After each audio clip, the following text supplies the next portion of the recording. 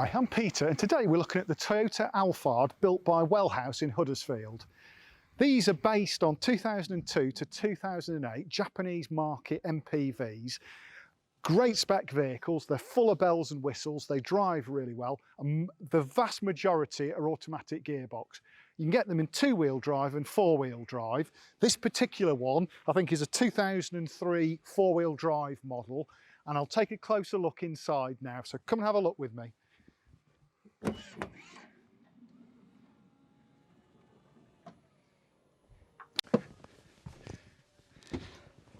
Inside the Alphard, the first thing that strikes you is what a nice place to be. The combination of the pale trim and the white modern cabinet that Wellhouse put in gives a really good impression. It feels really upmarket and it belies the price point.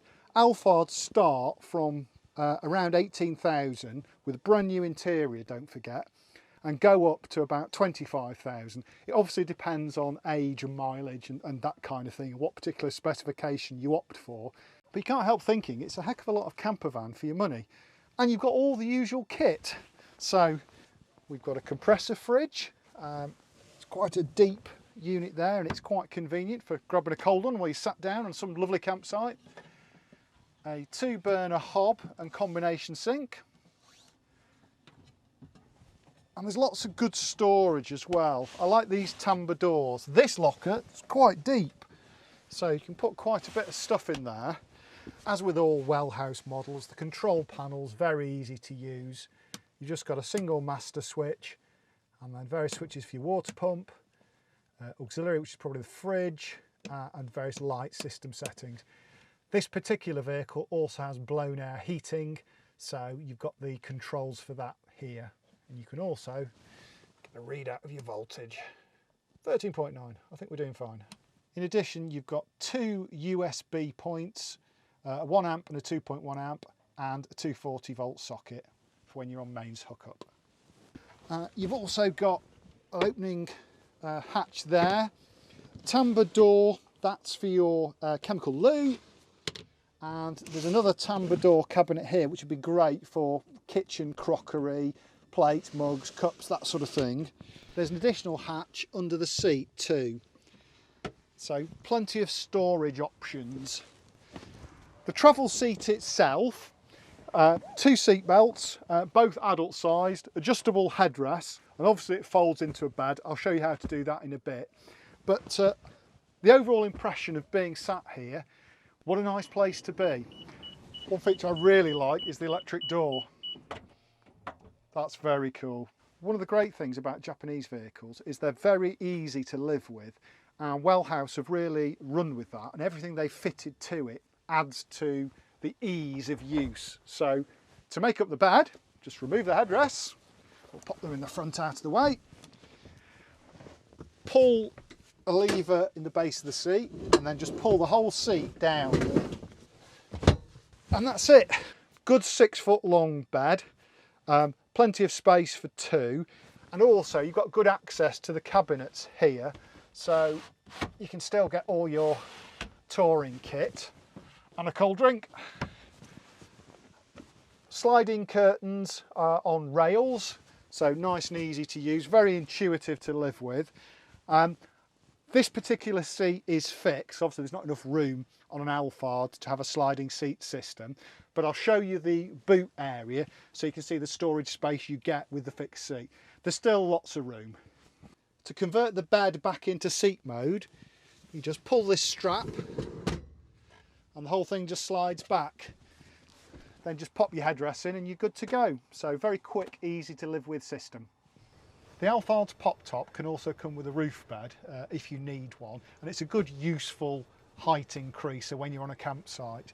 You can also open the side windows. There's a meshed one on this side and on this side we've got another meshed one, so you get some good cross ventilation. It's well worth having on a warm campsite, having a bit of ventilation coming through the van.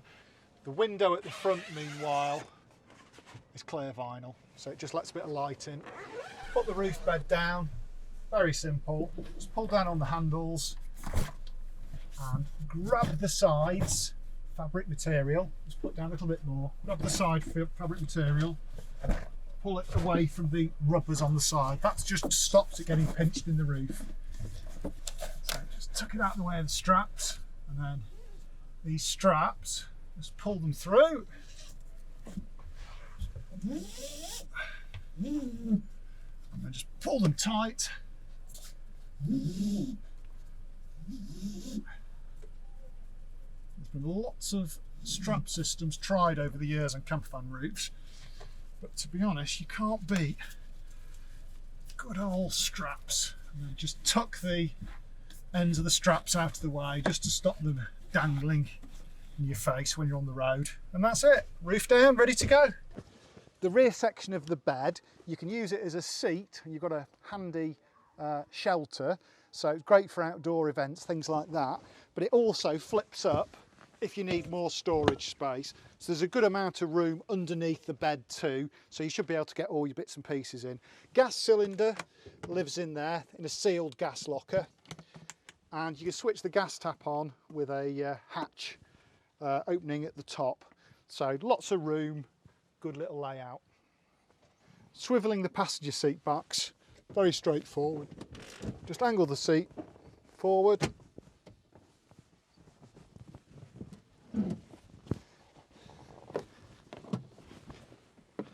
Turn it round.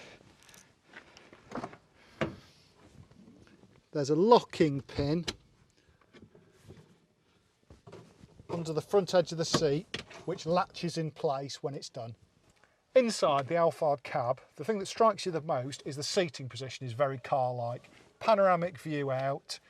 It doesn't feel like a high-up vehicle. It's slightly higher than a car, but it doesn't feel like driving a van. Far more car-like. You've got all the toys that you get in most luxury cars as well. So Japanese vehicle, automatic gearbox, climate control system, lots of bells and whistles and buttons on the steering wheel, electric mirrors and windows, central locking, power steering.